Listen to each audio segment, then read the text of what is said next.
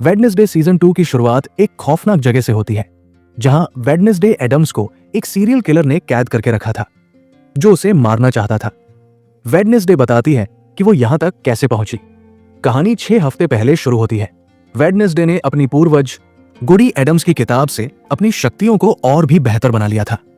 उसका सपना था उस सीरियल किलर को ढूंढना जो मासूम बच्चियों को निशाना बनाता था।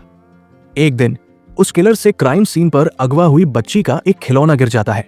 वेडनेसडे के वफादार साथी थिंग उसे उठा लेता है।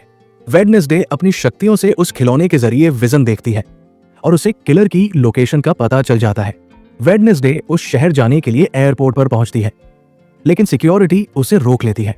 जब वो अपना बैग खोलती है तो अधिकारी उसके खतरनाक हथियार देखकर हैरान रह जाते हैं। तभी उन्हें वहां थिंग मिलता है, जिसके बारे में वेडनेसडे कहती है कि ये सिर्फ मेकअप के लिए इस्तेमाल होने वाला एक पुतले का हाथ है। अधिकारी उसका सारा सामान रख लेते हैं और वेडनेसडे गुस्से में थिंग को लेकर वहां से निकल जाती है। वो किलर के घर पहुंच जाती है, लेकिन जैसे ही किलर उसे छूता है, वेडनेसडे को फिर से एक विजन आता है और उसकी आंखों से काले आंसू निकलने लगते हैं, जिससे वो बेहोश हो जाती है। किलर उसे बेसमेंट में कैद कर लेता है। जब वेडनेसडे को होश आता है तो किलर उसके सामने चाकू लेकर आता है और उसे एक गुड़िया दिखाता है जो बिल्कुल वेडनेसडे जैसी दिखती है। ये उसकी आदत थी कि वो किसी को मारने से पहले उसकी गुड़िया बनाता था। तभी वेडनेसडे कहती है, मेरा हाथ भी काफी कमाल का है। तभी छुपा हुआ थिंग बाहर आता है और किलर को बुरी तरह पीटना शुरू कर देता है। मौके का फायदा उठाकर वेडनेसडे आजाद हो जाती है। थिंग देखता है कि वेडनेसडे के काले आंसू उसके विजन देखने की वजह से निकले हैं।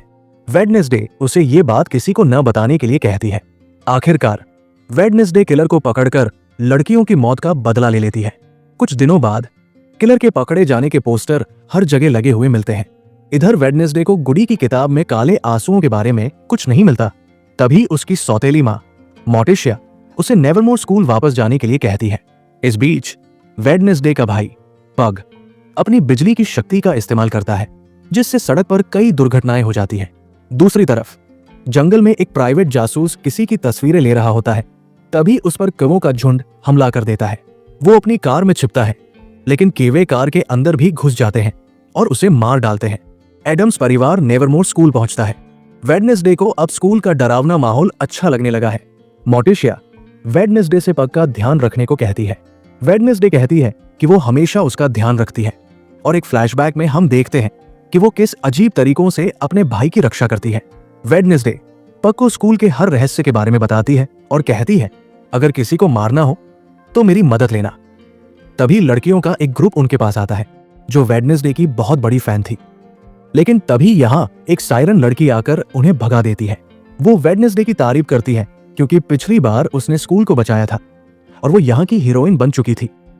यही वेडनेसडे को स्कूल के नए प्रिंसिपल मिलते हैं। वो वेडनेसडे को इज्जत देना चाहते हैं, इसीलिए उन्होंने वेडनेसडे को शाम होने वाली स्पेशल पार्टी में आने के लिए कहा, लेकिन वो मना कर देती है और वहां से चली गई। सीधी अपने कमरे में आती है। उसने देखा कि यहाँ पर काफी सारे लोग हैं। तब उसकी दोस्त इनिट सबको वहां से जाने को कहती है क्योंकि वेडनेसडे और इनिट फिर से साथ रहने वाली थी। इनिट बताती है कि मुझे एक लड़के से प्यार हो गया है। मैं उसे पार्टी में मिली थी और मुझे बहुत मजा आया। फिर दोनों एक दूसरे को गिफ्ट देती है जो उन्हें काफी पसंद आते हैं। वेडनेसडे बताती है कि मुझे अपनी डार्क बुक का सीक्वल लिखना है।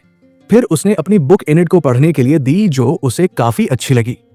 अब इनिट का क्लासमेट वहां आ जाता है, लेकिन वेडनेसडे को कहकर वो उसे वहां से भगा देती है। इनिट ने बताया कि मुझे अब ये नहीं कोई और पसंद है जो भी मेरी तरह वेयरवुल्फ है। यही उन दोनों को एक फोटो मिली जिसमें कोई वेडनेसडे पर नजर रख रहा था। वेडनेसडे ने उस फोटो को छूकर अपनी पावर्स का यूज करके विजन देखा। उसे पता चला कि जब से वो स्कूल आई है कोई स्टॉकर उसका पीछा कर रहा है। उसके काले आंसू फिर से बहने लगे। तब वेडनेसडे ये सब देखकर हैरान रह गई। उधर मोर्टिशिया और उसके हस्बैंड ने पग का रूम देखा। यहाँ वो पग के साथी से भी मिलते हैं। उसका साथी अपनी पावर्स के बारे में बताता है, जिसमें वो पहले मक्खियों को कंट्रोल करता था, लेकिन अब वो बाकी जानवरों को भी कंट्रोल करना सीख रहा था। तब पग ने बताया कि मुझे तो सिर्फ जानवरों को खाना पसंद है। कुछ देर बाद एडम्स फैमिली प्रिंसिपल से मिली, जो मोर्टिशिया को स्कूल के गाला फंक्शन की कमेटी की हेड बनने के लिए पूछता है। साथ ही प्रिंसिपल उन लोगों को स्कूल से दूर एक घर भी रहने के लिए देता है, जो मोर्टिशिया को तो काफी पसंद आया, लेकिन ये सब कुछ वेडनेसडे को बिल्कुल पसंद नहीं आ रहा था। मोर्टिशिया उसे कहती है कि गुडी अब तुमसे बात नहीं कर रही और मैं तुम्हारी यहां पर रहकर मदद कर सकती हूं। साथ ही तुम्हारे जैसी पावर वाली एक लड़की को पहले भी मैंने संभाला है। वेडनेसडे समझ गई कि मोर्टिशिया अपनी बहन के बारे में बात कर रही है। मोर्टिशिया कहती है कि हाँ, तुम भी उसी की तरह हो जिसमें तुम दोनों की पावर्स भी सेम है। वेडनेसडे कहती है आपको मेरी नहीं पक्की फिक्र करनी चाहिए। इतना बोलकर वो वहां से चली गई। मोर्टिशिया दुखी हुई और समझ गई थी कि वेडनेसडे कुछ छुपा रही है और उसके साथ वो कुछ गलत होने देना नहीं चाहती थी। वेडनेसडे और थिंग जंगल से वापस जा रहे थे। वहीं पर उन्होंने पुलिस को देखा जो प्राइवेट डिटेक्टिव की लाश की जांच कर रही थी। नई शेरिफ ने पता लगवा लिया था कि कवो ने उस पर हमला करके उसकी जान ले ली। तभी वेडनेसडे को भीड़ में एक आदमी दिखाई दिया जो उसे देखकर भाग रहा था। वेडनेसडे ने उसका पीछा किया और उसे मारकर पकड़ लिया। वो आदमी था केल्विन, जो भी डिटेक्टिव था। कहता है कि मरने वाला डिटेक्टिव मेरा दोस्त था और हम दोनों एक केस पर काम कर रहे थे जिसमें हम दोनों आउटकास्ट की मदद करना चाहते थे, यानी ऐसे बच्चे जिनके पास पावर्स थी। इसकी वजह यह थी कि मेरा भी बेटा आउटकास्ट है जो है टाइलर, जिसके बारे में वेडनेसडे जानती थी, जो इस टाइम जेल में है। वेडनेसडे कहती है टाइलर को उसके बुरे कामों की सजा मिली है। फिर केल्विन ने वेडनेसडे से मदद मांगी कि वो उसके दोस्त की मौत का राज जानने में हेल्प करे क्योंकि वहां कोई बड़ी गड़बड़ चल रही है। वेडनेसडे ने जवाब दिया अगर आपने अपने बेटे का इतना ध्यान रखा होता तो आज वो जेल में ना होता। वेडनेसडे वहां से निकलने वाली थी, तब केल्विन ने कहा कि एक आंख वाले क्यूवे यानी रेवन से बच के रहना। वेडनेसडे ने भी ऊपर रेवन को देख लिया था। फिर वो वहां से चली जाती है। रात को इनिड का रूममेट अपने घर में सभी बच्चों को कहानी सुना रहा था कि आज भी वहां उस मशीन वाले दिल की धड़कनें हल्की सी सुनाई देती है और हमारे ग्रुप के बहादुर लड़के ही वहां जाकर ये धड़कनें सुन सकते हैं। तो क्या किसी में दम है इतना जो वहां जा सके? जो सुनकर पग जोरों से हंसने लगता है क्योंकि उसे इस कहानी में दिलचस्पी लग रही थी। प्रिंसिपल सायरन से मिलता है लेकिन उसने पढ़ाई की वजह से मना कर दिया। इसीलिए प्रिंसिपल कहता है हम लोगों के पास पहले अमीर लड़के की मां के काफी ज्यादा फंड्स थे, लेकिन अब वो नहीं है तो फंड्स भी खत्म हो गए हैं। इसलिए हम लोग स्कॉलरशिप वाले बच्चों को निकाल रहे हैं जिसमें तुम भी शामिल हो। लेकिन अगर तुम अपनी पावर्स को हमारे काम में मदद के लिए यूज करोगी तो मैं तुम्हें यहां पर रख लूंगा। तब सायरन समझ गई कि प्रिंसिपल मेरी पावर्स का फायदा उठाना चाहता है। इनिड और थिंग वेडनेसडे की बात कर रही थी कि मशहूर होने के बाद वो हमें भूल गई है। इनिड ने थिंग के लिए एक रूम बनाया था जो उसे काफी पसंद आया। रात होने पर वेडनेसडे फिर से गिटार बजाने लगी, जो सुनकर म्यूजिक टीचर यहां पर आई और उसे अच्छा म्यूजिक बजाने के टिप्स देती है। उसने वेडनेसडे को कहा कि मैंने तुम्हारे स्कूल को बचाने के बारे में सुना था, इसलिए मैं तुमसे मुतासिर होकर तुमसे मिलने यहां पर आई थी। उधर पार्टी में प्रिंसिपल ने मोर्टिशिया को दिखाया कि स्कूल के बच्चे कैसे लकड़ियों का फीनिक्स बना रहे हैं, यानी एक परिंदा। साथ ही वो मोर्टिशिया को गाला इवेंट के लिए मना भी रहा था। इस पर मोर्टिशिया बोली मैं अभी भी कंफ्यूज हूं, मुझे सोचने दो कि क्या करना चाहिए। सायरन भी मोर्टिशिया की मदद के लिए राजी हो जाती है। तब तक वेडनेसडे अपने रूम में आई। इनिड बताती है कि अमीर लड़की ने तुम्हारे लिए एक लेटर और पेंटिंग भेजी है। लेटर में लिखा था कि मैंने वेडनेसडे को फोन किया लेकिन उसने जवाब नहीं दिया। वेडनेसडे कहती है वो मैंने फोन पानी में डाल दिया था। वो देखती है कि अमीर लड़के ने वेडनेसडे के लिए उसके विजन्स में दिखी एक पेंटिंग भेजी जो कि रेवन की थी और किसी तरह ये वेडनेसडे से जुड़ी हुई थी। ये देख वेडनेसडे चौंक गई। तभी उसे एक दूसरा लेटर भी मिला जो स्टॉकर का था। उसने लिखा था कि तुम्हारी किताब काफी बेहतरीन है, और जब वेडनेसडे ने चेक किया तो पता चला कि उसके नॉवेल्स को किसी ने चुरा लिया है। साथ ही उसे एक नई पहेली भी दी। वेडनेसडे तत् पढ़कर समझ गई कि मेरे नॉवेल को पार्टी में वीनिक्स की आग के अंदर जलाया जाने वाला है, इसीलिए वो लोग भी पार्टी में आए और वेडनेसडे अपने नॉवेल को ढूंढने के लिए पेड़ों के अंदर से गुजरने लगी। तब तक बाहर म्यूजिक लग गया जिसे वो लोग एंजॉय करने लगते हैं। फिर वहां प्रिंसिपल ने सबका वेलकम किया और बताया कि वो आउटकास्ट के स्कूल को ऊंची पोजीशन पर ले जाना चाहता है। फिर उसने आग का गोला फेंककर फीनिक्स को जलाया, जिसे देखकर सब बच्चे काफी एंजॉय करते हैं। और पग यहां से स्कल ट्री के पास जाने वाला था। तब तक वेडनेसडे ने भी अपना नॉवेल ढूंढ लिया था। वो भी उस जगह से बाहर निकली और सबके बीच में होकर प्रिंसिपल के पास आ गई। प्रिंसिपल ने वेडनेसडे का वेलकम किया। फिर उसने वेडनेसडे को इज्जत देने के लिए स्कूल को बचाने वाले बच्चों की एक पेंटिंग दिखाई जो उसे बहुत बुरी लगी क्योंकि वो पेंटिंग में हंस रही थी। वेडनेसडे सबको कहती है कि हम लोग यहाँ पर आने वाले हर एक दुश्मन को खत्म कर देंगे। तब यह सुनकर सभी स्टूडेंट्स काफी खुश हुए, लेकिन वेडनेसडे ने बताया कि तुम लोग भी स्कूल के दुश्मन जैसे हो, क्योंकि तुम्हारे जैसे दूसरों के तलवे चाटने वाले लोग मुझे बिल्कुल पसंद नहीं है, और आज से मेरे पास भी कभी मत आना, क्योंकि मैं कोई हीरोइन नहीं हूं, और जो भी मेरे पास आया मैं उसे मार डालूंगी।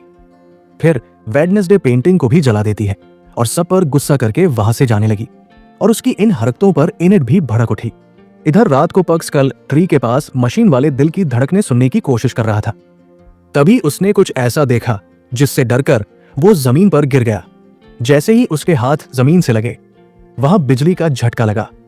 इस झटके से वहां दफन एक आदमी जिंदा होकर बाहर आ गया, जिसे देखकर पग बहुत खुश हुआ।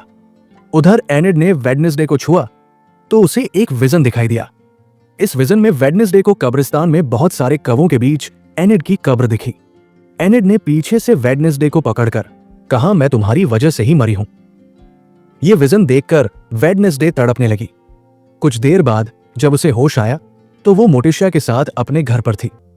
मोटिशिया ने उसे बताया कि उसकी शक्तियां उसके काबू से बाहर हो रही है और इसी वजह से उसे काले आंसू आ रहे हैं। मोटिशिया ने वेडनेसडे से गुडी की किताब मांगी, क्योंकि उसे लगा कि उसी किताब से वेडनेसडे अपनी शक्तियां बढ़ा रही है। लेकिन वेडनेसडे ने गुस्से में कहा कि गुडी ने यह किताब उसे दी थी और वो वहां से चली गई। इसके बाद वेडनेसडे केल्विन से मिलने उसके घर गई, जहां उसने देखा कि केल्विन को भी कवों ने मार दिया है। वेडनेसडे ने केल्विन को छूकर विजन देखने की कोशिश की, लेकिन नाकाम रही। तभी शेरी वहां आई और वेडनेसडे को पकड़कर पुलिस स्टेशन ले गई। पूछताछ के दौरान वेडनेसडे ने कहा कि उसे इस बारे में कुछ नहीं पता और शायद टाइलर ने केल्विन को मारा होगा, क्योंकि वो उनसे नफरत करता था। शेरी ने बताया कि टाइलर को एक खास जेल में रखा गया है और वो वहां से भाग नहीं सकता। तभी वेडनेसडे के पिता उसे बचाने आ गए। अगले दिन पग अपने दोस्त भी हाउस में उस जिंदा हुए ज़ोंबी को ले गया, जिसे वो नियंत्रित करने की कोशिश कर रहा था। वेडनेसडे अपनी शक्तियों का इस्तेमाल न कर पाने से परेशान थी। उसने थिंग को बताया कि उसने विजन में एनिड को मरते हुए देखा है और अगर एनिड को यह पता चलेगा तो वो डर जाएगी। तभी उन्हें एनिड की लाश मिली, लेकिन अगले ही पल पता चला कि प्रैंक डे होने की वजह से एनिड ने उसके साथ मजाक किया था। वेडनेसडे खुश हुई कि एनिड जिंदा है। तभी उसने देखा कि किसी ने केल्विन की आंखें वहां छोड़ी हुई थी, लेकिन वो अपनी शक्ति से कुछ भी देख नहीं पा रही थी। वेडनेसडे को लगा कि यह काम भी उसके स्टॉकर का है। वेडनेसडे ने एनिड को केल्विन की मौत के बारे में बताया। यह सुनकर एनिड डर गई, क्योंकि उसे लगा कि जहां भी वेडनेसडे जाती है वहां लोग मरने लगते हैं। वेडनेसडे ने एनिड से दूसरा कमरा लेने के लिए कहा, लेकिन एनिड ने कहा कि उसके पास वेयरवुल्फ की शक्तियां हैं और उसे कोई खतरा नहीं है। एनिड का रूममेट एनिड को किसी और लड़के के साथ देखकर उदास हो गया। तभी प्रिंसिपल और एक प्रोफेसर, जिनका सिर्फ सिर था, वहां आए। वे बच्चों के ऐसे मजाक से खुश नहीं थे। वेडनेसडे ने उनसे मिलकर पूछा, क्या हमारा कोई ऐसा स्टूडेंट है जो परिंदों को काबू कर सकता है? प्रोफेसर ने बताया कि सालों से ऐसा कोई स्टूडेंट यहां नहीं आया। उधर थिंग के पास मोटिशिया आई और उससे गुडी की किताब मांगी, लेकिन थिंग ने उसे देने से मना कर दिया और गुस्से में अपने कमरे में चला गया। जब वेडनेसडे ड्राइविंग सीखने गई तो गाड़ी को तेज भगाकर वो आउटकास्ट की जेल में आ गई। वहां वो मैनेजर जोडी से मिली और फिर टाइलर से मिलने गई। जोडी ने बताया कि टाइलर को एक डॉक्टर हैंडल करती है, जिसने टाइलर की मास्टर को उससे दूर रखा है ताकि उनका रिश्ता कमजोर हो जाए। वेडनेसडे ने टाइलर से कहा कि उसे तो वेयरवुल्फ ने बहुत जल्दी हरा दिया था। टाइलर ने गुस्से में कहा कि वेडनेसडे को उसके अंदर के जानवर से प्यार हो गया था और वो बिल्कुल भी स्मार्ट नहीं है। गार्ड ने झटका देकर टाइलर को शांत किया। वेडनेसडे ने टाइलर से उसके पिता और दोस्तों की मौत के बारे में पूछा। टाइलर ने बताया कि उसे इस बारे में कुछ नहीं पता और वो जेल से ऐसा नहीं कर सकता। उसने धमकी दी कि जब वो आजाद होगा तो सबसे पहले एनिड को मारेगा, क्योंकि उसी की वजह से वो यहां फंसा है। टाइलर ने कहा कि वह भी एक वेयरवुल्फ है। वेडनेसडे ने उसे डरपोक कहा और बताया कि उसकी मास्टर ने उसे इसलिए कंट्रोल किया क्योंकि वह किसी काम का नहीं है। यह सुनकर टाइलर भड़ककर हाइट बनने लगा, लेकिन गार्ड ने उसे बड़ा झटका देकर शांत कर दिया। इसी बीच किसी ने थिंग को कैद कर लिया और एनिड व उसके दोस्त को बेहोश करके अगवा कर लिया। सायरन प्रिंसिपल से मिली और उसने प्रिंसिपल से कहा कि वो मोटिशिया को अपनी मां से डोनेशन मांगने के लिए कहे, क्योंकि मोटिशिया की मां बहुत अमीर है। सायरन को यह गलत लगा और उसने प्रिंसिपल को अपनी शक्ति से हुक्म दिया कि वो उसे कोई हुक्म न दे। लेकिन सायरन का जादू प्रिंसिपल पर काम नहीं किया। प्रिंसिपल ने कहा कि उसके पास एक खास चीज है जिससे सायरन का जादू उस पर काम नहीं करेगा, और उसने सायरन से मोटिशिया पर जादू करने के लिए कहा। तभी वेडनेसडे घर आ गई। उसने सबसे पहले थिंग को बचाया, जिसने उसे एनिड के अगवा होने के बारे में बताया। तभी फोन बजा और स्टॉकर ने वेडनेसडे को 30 मिनट का समय दिया जिसमें एनिड मर सकती थी। साथ ही उसने एक चिट्ठी भी भेजी। वेडनेसडे को मिले नोट को पढ़कर वो उसे समझने की कोशिश करने लगती है। उधर एनिड और उसका दोस्त बंधे हुए थे और उनके ऊपर तलवारें व चाकू लटके थे जो कभी भी उन पर गिर सकते थे। इसी बीच वेडनेसडे एक पहेली सुलझाती है और जैसे ही संगीत बजना शुरू होता है एक खुफिया रास्ता खुल जाता है। वो उस रास्ते से होते हुए आगे बढ़ती है और वहां एक नकाबपोश स्टॉकर को देखती है जो बहुत डरावना था। फिर वो लिफ्ट से ब्लैक टावर की तरफ जाने लगती है जहां एनिड और उसके दोस्त को बंधा हुआ पाती है। थिंग उन दोनों को आजाद करने की कोशिश करता है लेकिन वो खुद भी एक जाल में फंस जाता है। नीचे से एक मशीन शुरू हो चुकी थी और नुकीले चाकू एनिड और उसके दोस्त की तरफ बढ़ने लगे थे। वेडनेसडे नीचे आकर मशीन के पास एक और पहेली पढ़ती है। वहां कई किताबें रखी थी और उसे ये पता लगाना था कि उनमें से कौन सी किताब गायब है। वेडनेसडे समझ जाती है कि वह किताब अदृश्य है, यानी वो वहां मौजूद तो है लेकिन दिखाई नहीं दे रही। वो उस किताब का नाम लिखती है और मशीन रुक जाती है जिससे एनिड और उसके दोस्त बाल बाल बच जाते हैं। इसके बाद वेडनेसडे ऊपर जाती है, थिंग को आजाद करती है और उसका सामना स्टॉकर से होता है। वो स्टॉकर कोई और नहीं बल्कि वेडनेसडे की सबसे बड़ी फैन और उसकी रूममेट लाल बालों वाली लड़की थी। उसके पास अदृश्य होने की शक्ति थी। उसने वेडनेसडे को प्रभावित करने के लिए यह सब किया था ताकि वो साबित कर सके कि वो भी वेडनेसडे की तरह ही पागल है। वेडनेसडे उससे पूछती है कि उसने केल्विन को क्यों मारा, तो वो जवाब देती है कि उसने केल्विन को नहीं मारा, लेकिन वो वेडनेसडे का पीछा करते हुए केल्विन के पास गई थी और उसे केल्विन का फोन मिला जो अब वेडनेसडे रख सकती है। वो वेडनेसडे के साथ मिलकर मदद करने की पेशकश करती है और वेडनेसडे मान जाती है। दूसरी तरफ सायरन मोटिशिया से मिलती है और अपनी शक्ति का इस्तेमाल करके उसे अपनी मां को गाला फंक्शन के लिए डोनेशन देने को राजी कर लेती है। मोटिशिया मान तो जाती है लेकिन सायरन को यह सब बिल्कुल पसंद नहीं आता। वेडनेसडे और थिंग देखते हैं कि गुड़ी की किताब वहां से गायब है। थिंग वेडनेसडे को बताता है कि शायद मोटिशिया वो किताब ले गई होगी। जब ड्राइविंग टीचर घर जा रही थी तो पग का आजाद हुआ ज़ोंबी उस पर हमला करके उसे खा जाता है। वेडनेसडे मोटिशिया के कमरे में गुड़ी की किताब चुराने जाती है लेकिन मोटिशिया उसे पकड़ लेती है। वेडनेसडे भड़क उठती है और अपने विजन्स के बारे में बताती है जिसमें एनिड की मौत में कोवे शामिल थे। वो बताती है कि एक आंख वाला रेवन हमेशा उसका पीछा करता रहता है और उसी ने केल्विन और उसके साथी को मारा है। वेडनेसडे को यकीन था कि इस घटना के पीछे कोई बड़ा राज है और वो कातिल को पकड़ना चाहती थी। मोटिशिया ने उसे समझाया कि उनके विजन झूठे भी हो सकते हैं, पर वेडनेसडे ने कहा कि उसके साथ ऐसा कभी नहीं हुआ। मोटिशिया ने बताया कि वेडनेसडे ने सीरियल किलर को पकड़ने के लिए अपनी शक्तियों का बहुत ज्यादा इस्तेमाल किया है जो सही नहीं है। उसने अपनी बहन का उदाहरण देते हुए कहा कि उसके साथ भी ऐसा ही हुआ था, इसलिए वो वेडनेसडे को ऐसा नहीं करने देगी। ये सुनकर वेडनेसडे गुस्से में वहां से चली जाती है। अगले दिन एनिड स्कूल के कैंप की तैयारी कर रही थी लेकिन वेडनेसडे को कैंप में नहीं जाना था। तभी पग और उसके साथी ने देखा कि उस ज़ोंबी का सिर फिर से ठीक हो रहा था। केल्विन की मौत के बाद जब उसके शव को दफनाया जा रहा था तब वेडनेसडे भी वहां मौजूद थी। वेडनेसडे ने डॉक्टर से उन लोगों के बारे में पूछा जो परिंदों को काबू कर सकते थे, क्योंकि उसे शक था कि उनमें से कोई कातिल हो सकता है। डॉक्टर उसकी मदद करने को तैयार हो गई। दूसरी तरफ सायरन चालाकी से अपनी मां को होटल के कमरे में लेकर आई क्योंकि उसकी मां अकेली हो गई थी। उनकी शक्तियां चली गई थी और उनके पति ने भी उन्हें छोड़ दिया था। सायरन अपनी मां को इस हालत में देखकर बहुत दुखी हुई। उसने अपनी मां को वहीं छुपने के लिए कहा और खुद वहां से चली गई। वेडनेसडे के दोस्त ने केल्विन जैसा रूप बनाया और उसका मोबाइल चालू किया। उसने केल्विन के कमरे का बाकी सामान भी मंगवाया। सामान की जांच करने पर उसे केल्विन के दोस्त के घर की तस्वीरें मिली। उसे पता चला कि वो घर स्कूल से बहुत दूर था। थिंग ने उसे बताया कि स्कूल का कैंप वहीं पास में होने वाला है, तो वेडनेसडे कैंप में जाने के लिए तैयार हो गई, जिससे एनिड भी खुश हो गई। इसके बाद सभी लोग बस से कैंप की जगह पर पहुंचे। वहां वेडनेसडे और पग को अपने माता पिता मिले, जिनका आना उन्हें बिल्कुल पसंद नहीं आया। पग अपने साथ एक ताबूत में ज़ोंबी को लाया था, जिससे उसका दोस्त बहुत गुस्सा हुआ क्योंकि ये खतरनाक हो सकता था।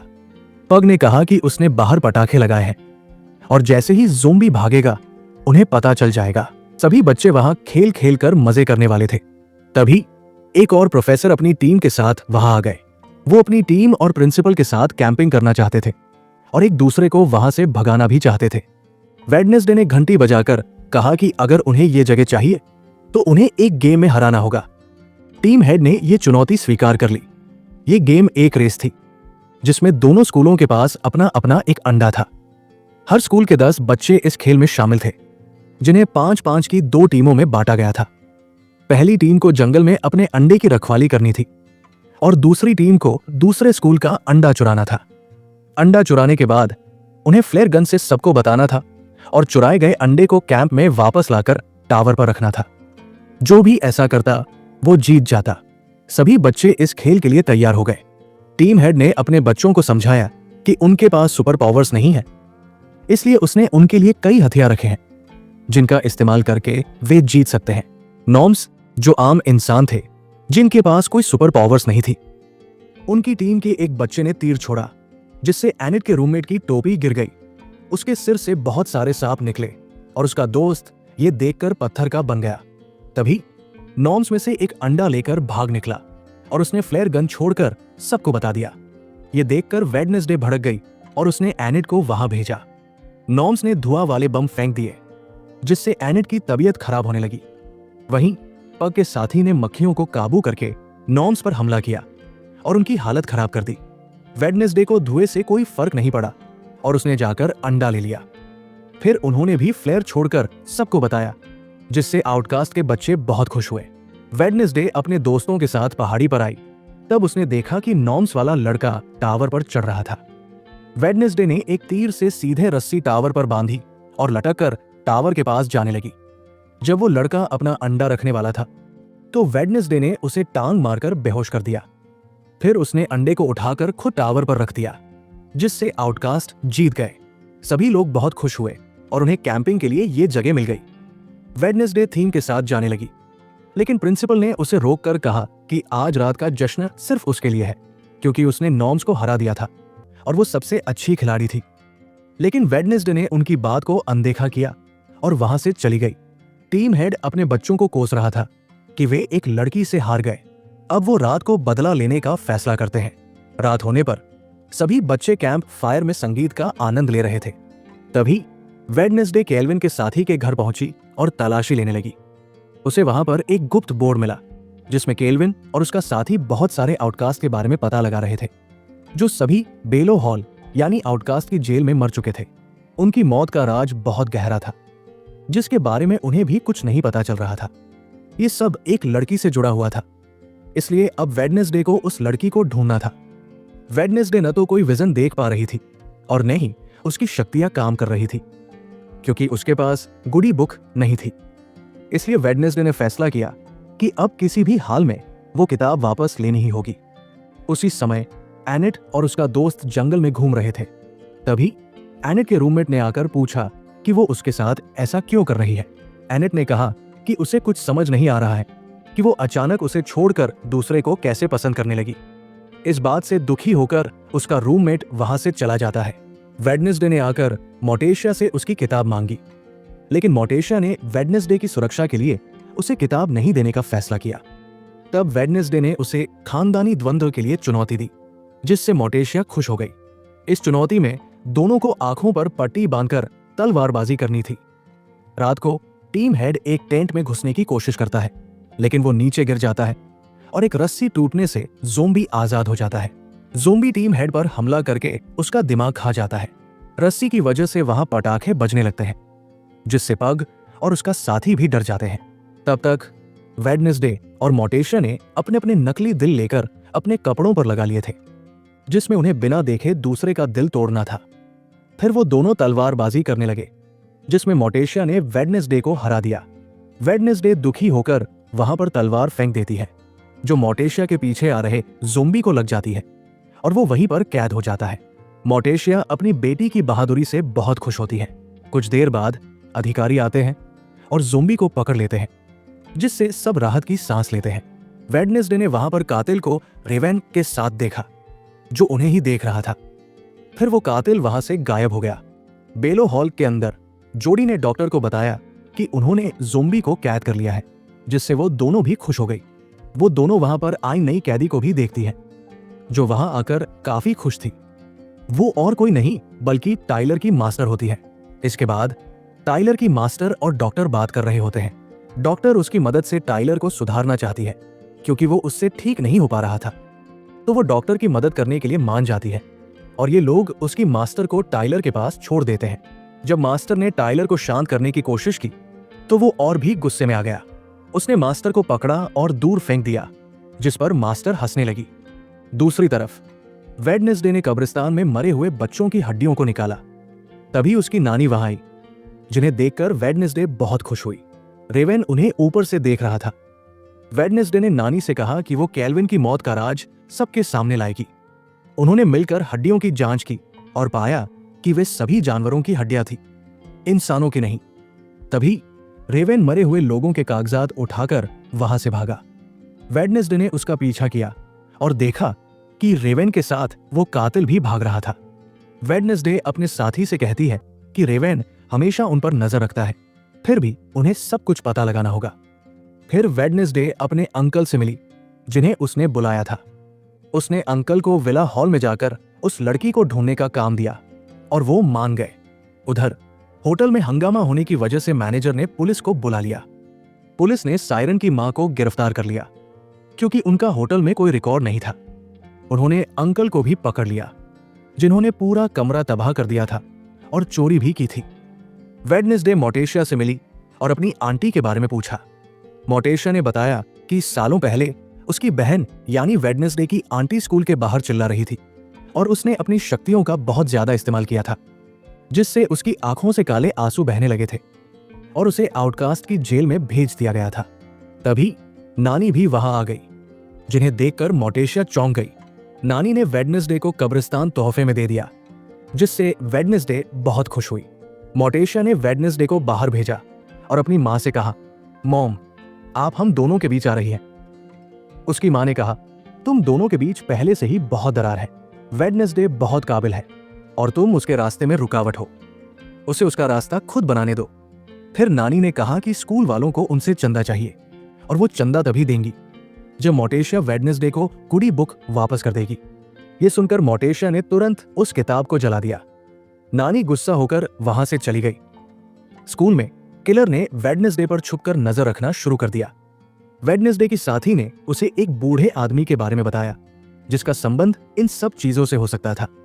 एनेट वेडनेसडे पर गुस्सा करने लगी कि वो उसे दोस्त नहीं मानती और अपने साथी के साथ ज्यादा समय बिताती है। वेडनेसडे ने कहा कि एनेट भी तो पहले उससे दूर रहना चाहती थी। तभी बहुत सारे केवे आकर हमला कर देते हैं। वेडनेसडे एनेट को बचाने में लग गई। प्रिंसिपल भी अपनी शक्ति से कवों को भगा रहे थे। वेडनेसडे ने किलर को देख लिया था और उसे पकड़ने के लिए उसके पीछे गई। किलर स्कूल के गुप्त रास्तों से भाग रहा था और अचानक गायब हो गया। उधर अधिकारी सायरन की मां से बात कर रहे थे। तभी सायरन वहां आ गई, जिसे अधिकारी जानते थे। सायरन ने दोनों अधिकारियों से केस बंद करने और उसकी मां को छोड़ने के लिए कहा। अपनी शक्तियों की वजह से अधिकारी मान गए। मोटेशिया वेडनेसडे से कहती है कि ये कोवे बार बार हमला कर रहे हैं और उसे रुकना होगा, वरना सब कुछ बर्बाद हो जाएगा। जेल में थिंग अंकल से मिला और उन्हें उस बूढ़े आदमी के बारे में बताया, क्योंकि हो सकता है कि वो उस लड़की के बारे में जानता हो जिसे अंकल वहां ढूंढने आए थे। अंकल ने गार्ड से उस बूढ़े आदमी के बारे में पूछा। गार्ड उसे उस बूढ़े आदमी के पास ले गया जो वहां कैद था। उसकी मानसिक हालत ठीक नहीं थी और वो एक नॉर्मेज था जो पहले वहां पढ़ाया करता था। अंकल उससे लड़की के बारे में पूछते हैं, जिस पर उस बूढ़े आदमी का तोता उनका मजाक बनाता है। अंकल उसे जोरदार बिजली का झटका देते हैं। वेडनेसडे प्रोफेसर से फिर उन परिंदों को काबू करने वाले किलर के बारे में पूछती है, जो उसे मारना चाहते हैं और शायद बूढ़े आदमी से जुड़े हों। प्रोफेसर कहता है कि वो बूढ़ा आदमी एक नॉर्मिस है, जिसकी बेटी एक आउटकास्ट थी, जिसका नाम उसे नहीं पता। तब बूढ़े आदमी ने बहाने से उस लड़की का नाम लेकर अंकल को एक गुप्त कमरा दिखाया, जिससे अंकल समझ गए कि शायद वो लड़की उस कमरे के अंदर होगी। टाइलर की मास्टर डॉक्टर से कहती है कि उसे टाइलर से बात करनी है, क्योंकि वो उससे नाराज है और हर्ड कभी भी अपने मास्टर को नहीं मार सकता। वो कहती है कि अब उन्हें मिलकर काम करना होगा। डॉक्टर ने कहा कि उसे उस पर भरोसा नहीं है। तब मास्टर डॉक्टर को वेडनेसडे के अंकल के बारे में बताकर कहती है कि वो यहाँ है तो जरूर कोई गड़बड़ करेगा। ये सुनकर डॉक्टर ने अंकल को पकड़वाकर बहुत मारा और उन्हें ज़ोंबी के साथ एक गुप्त कमरे में कैद कर दिया। थिंग ने ये सब देख लिया था और उसने आकर वेडनेसडे को बताया। अब वेडनेसडे अपने अंकल को बचाना चाहती थी। उसने अपने साथी और एनेट के साथ वहां जाने का फैसला किया। रात होने पर वेडनेसडे छुपकर बेलो हॉल जा रही थी, लेकिन गेट पर कार को रोककर जांच की जा रही थी। तब उसके साथी ने ऑफिस में धमाका करवाया, जिससे सबका ध्यान कार पर से हट गया और वेडनेसडे बाहर आ गई। फिर वो लोग जेल में घुस गए। अंकल के दोस्त ने भी उनकी मदद की। अंकल को बचाने के लिए म्यूजिक टीचर भी वहां आकर कैदियों के लिए संगीत बजाने लगी, जिससे उन्हें शांत किया जा सके। फिर वेडनेसडे ने आकर अंकल को आजाद कर दिया और वो लोग वहां से निकलने लगे। तभी ज़ोंबी भी अपनी हथकड़ी तोड़कर आजाद हो गया था। गार्ड्स टाइलर की मास्टर को ले जा रहे थे। तभी ज़ोंबी आकर गार्ड्स को मार देता है। मास्टर जब वहां से भागने लगी तो उसे वेडनेसडे मिल जाती है। सायरन बजने पर डॉक्टर ने सभी कैदियों को बाहर निकालना शुरू किया और वो बूढ़े आदमी को लेकर ऑफिस में आ गई थी। वेडनेसडे और अंकल ने आकर एक स्टोर रूम खोला जिसमें कोई काम का सामान नहीं था, लेकिन वहां पर वेडनेसडे को एक गुप्त रास्ता मिला। उन्हें पता चला कि जिसे वो ढूंढ रहे हैं वो कोई लड़की नहीं बल्कि एक गुप्त प्रोजेक्ट है जो आउटकास्ट पर रिसर्च के बारे में है। फिर वो दोनों उस प्रोजेक्ट के लिए नीचे बेसमेंट में आए। उन्हें वहां बहुत सारी जेलें मिली और एक मशीन थी जिसमें आउटकास्ट को रखकर उन पर प्रयोग किए जाते थे। उन्हें मरा हुआ साबित करके नीचे रखकर बहुत तड़पाया जाता था। केल्विन नहीं चाहता था कि उसके बेटे टाइलर के साथ भी ऐसा हो, इसलिए वो आउटकास्ट पर रिसर्च कर रहा था। वहां वेडनेसडे को एक लड़की भी मिली जो बहुत डरी हुई थी। तभी रेवेन के साथ किलर भी आ गई। वेडनेसडे ने उसे पहचान लिया था। वो कोई और नहीं बल्कि जोडी थी, यानी जेल की मैनेजर। वो बूढ़े आदमी की बेटी थी और अपने पिता के कहने पर आउटकास्ट पर प्रयोग करती थी। अपने पिता की वजह से उसे स्कूल के गुप्त रास्तों के बारे में भी पता था। जोडी ने बताया कि उसके पिता नॉमिस्ट थे, फिर भी वो उस स्कूल में पढ़ाने गए ताकि वो आउटकास्ट को समझ सकें, क्योंकि उन्हें खुद के लिए सुपर पावर्स चाहिए थी। इसी वजह से उन्होंने आउटकास्ट पर प्रयोग शुरू किए, लेकिन वो कभी खुद के लिए शक्तियां नहीं ले पाए क्योंकि उनकी उम्र बहुत ज्यादा हो चुकी थी। इसलिए उन्होंने जोडी को शक्तियां दिलवाई जिससे वो पंछियों को काबू कर सकती थी। ये सुनकर वेडनेसडे और अंकल को बहुत बुरा लगा कि उसके पिता और उसने मिलकर अपने ही स्कूल के बच्चों पर प्रयोग करके उनका शिकार किया, लेकिन जोडी अपनी शक्ति से खुश थी। तभी अंकल ने जोडी पर बहुत जोरदार बिजली के झटके से हमला किया, जिससे वहां की पूरी बिजली चली गई। बाहर एनेट और वेडनेसडे के साथी बहुत डर गए। सभी कैदी आजाद होने लगे। बेसमेंट की कैदी ने जोडी को पकड़ने की कोशिश की, लेकिन जोडी वहां से भाग गई। वेडनेसडे ने वहां डरी हुई लड़की को बाहर निकाला। अधिकारी ज़ोंबी पर गोलियां चला रहे थे, लेकिन उस पर कोई असर नहीं हो रहा था। मास्टर जल्दी से भागकर टाइलर के पास गई। उसने कहा, मैं तुम्हें यहां से निकाल लूंगी। उसने टाइलर की जंजीरें तोड़ दी। तब टाइलर कहता है, तुम्हारी वजह से मैं यहां फंसा था, अब तुम मेरी मास्टर नहीं हो। तब वो कहती है, हम दोनों के दुश्मन वेडनेसडे हैं और वो यही है तो हम उसे मार सकते हैं। टाइलर कहता है, उसे तो मैं देख लूंगा, लेकिन पहले मैं तुम्हें मारना चाहता हूं। यह सुनकर उसकी मास्टर वहां से भाग गई और टाइलर हाइड में बदलना शुरू हो गया। अब वो पहले से भी ज्यादा बड़ा और शक्तिशाली हो चुका था। पीछे से आकर उसने अपनी मास्टर पर हमला करके उसकी जान ले ली। अंकल ने अपने दोस्त और बाकी कैदियों को बचा लिया था और अब वो सब वहां से निकल गए थे। ऑफिस में डॉक्टर के पास ज़ोंबी आकर उसे भी मार देता है। वो बूढ़े आदमी से कहता है कि इतने सारे लोगों का शरीर खाने के बाद उसका जिस्म ठीक हो रहा है, और ये कहने के बाद वो बूढ़े आदमी को भी मार देता है। तभी वेडनेसडे के सामने हाइड आ गया। उसने लड़की को भगा दिया और जब हाइड उसके करीब आया तो वेडनेसडे वहां खड़ी रही। उसे बिल्कुल भी डर नहीं लगा, लेकिन कुछ ही देर बाद वेडनेसडे भी उड़ती हुई बाहर आई। वो घायल हो गई थी और झटके से नीचे गिर जाती है। तभी अधिकारी भी वहां आ चुके थे और हाइड उनके बीच आकर अधिकारियों को मारना शुरू कर देता है, जिसके बाद वो जंगल में भाग गया। थिंग ने वेडनेसडे को देखा, जिसकी हालत बहुत खराब थी। इसी के साथ वेडनेसडे सीजन 2 की कहानी यही खत्म हो जाती है।